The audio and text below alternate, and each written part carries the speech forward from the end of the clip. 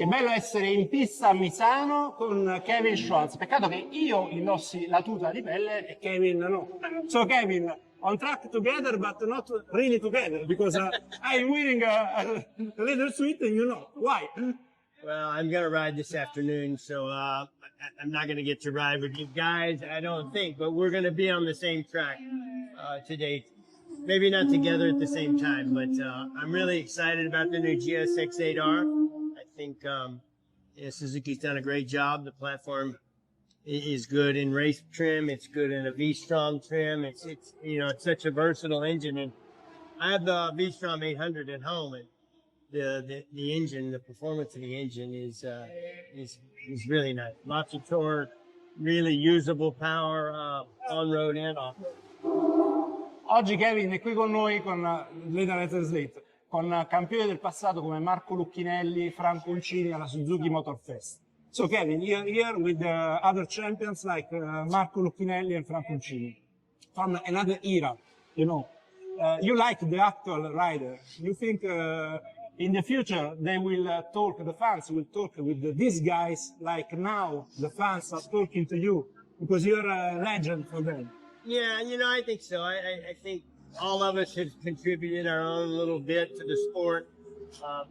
For Franco and Marco to have won the world championships in 81 and 82. 81, 82. I think that's right. Yeah, 81, 82. Yeah.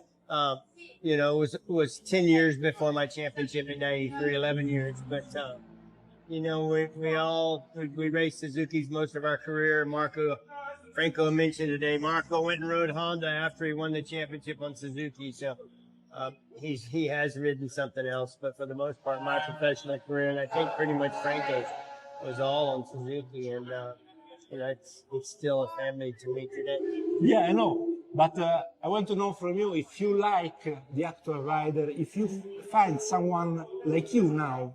There is a new Kevin Schwantz. You think a rider like Pedro Acosta can be someone like you because he's a little bit mad, you know.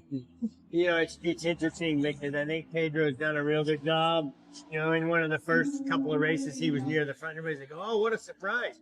But he's shown us that consistently. I mean, even in Le Mans, he's in the top 5 in both of the first practices on Friday. So, I think Pedro's a very young talent. I love it that he's a fan of mine. I think, he mentioned in Texas that the riders need to be more like me and say what they want to say and say what they feel and not say what's maybe politically correct. Yeah. Because animosity amongst riders, competition, where you're on the track and it's a fight, and you get off the track, still it's a verbal game. It's a mental game. So, I think it's not played quite like it used to be, but those guys are racing at a pretty high level right now. So. Another question is about Suzuki, because Suzuki has a big racing tradition, big racing history. But now it's not in Superbike, it's not in MotoGP. Now with the new MotoGP rules, you think can be an idea for Suzuki to come back? I don't know. The rules are supposed to change for 2027. So, Suzuki's got 24 now, 25, and 26 to watch, and maybe decide if the rules change and something that they feel like they could step back in and be competitive. I think more than anything, it's a cost. It's a cost thing for Suzuki. I think the factory being as small as it is, it's a difficult series to attack full speed when it costs so much money to do it. Yeah. The teams are so big now. There's so many races and so much equipment and so much electronics. Maybe some restrictions coming back in would help Suzuki, but I don't know. I haven't heard anything.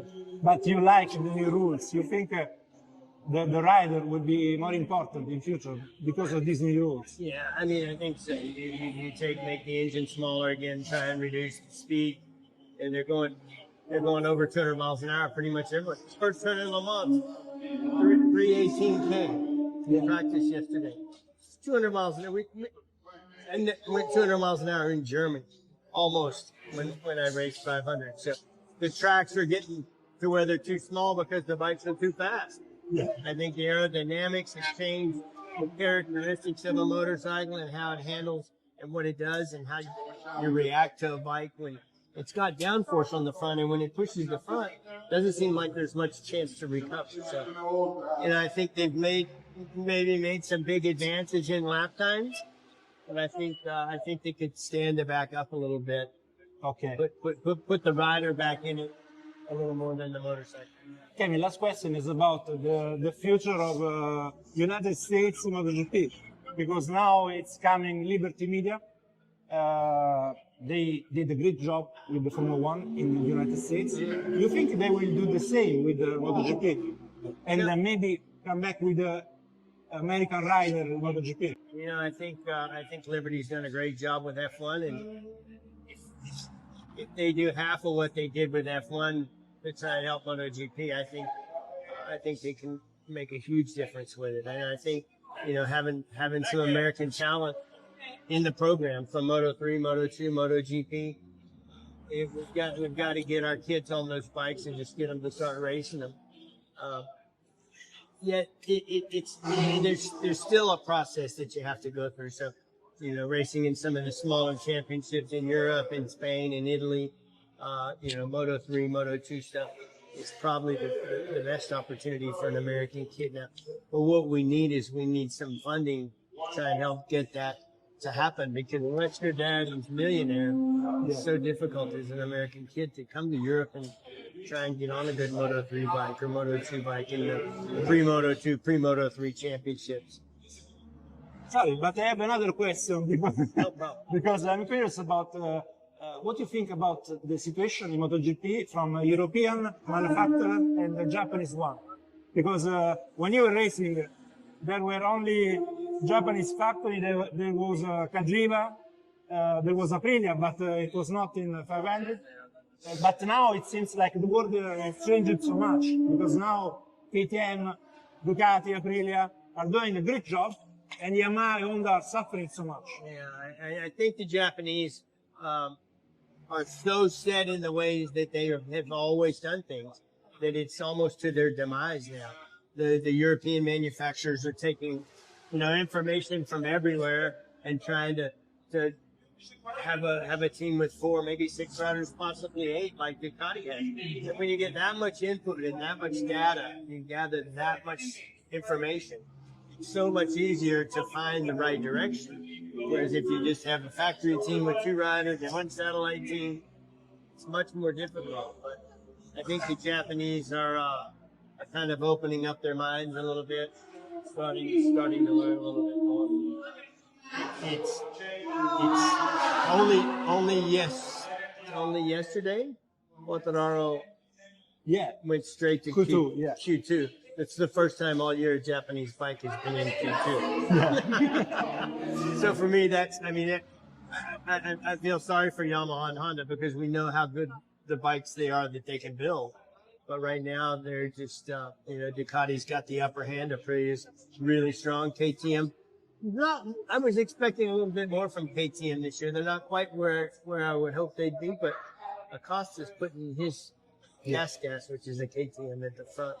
The new Schwantz. For me, Pedro is the new Schwantz. You will see. I think so. I hope so. Thank you, Kevin. But there is one only Kevin Schwantz, and forever there will be only one. Okay? Thank you, Kevin.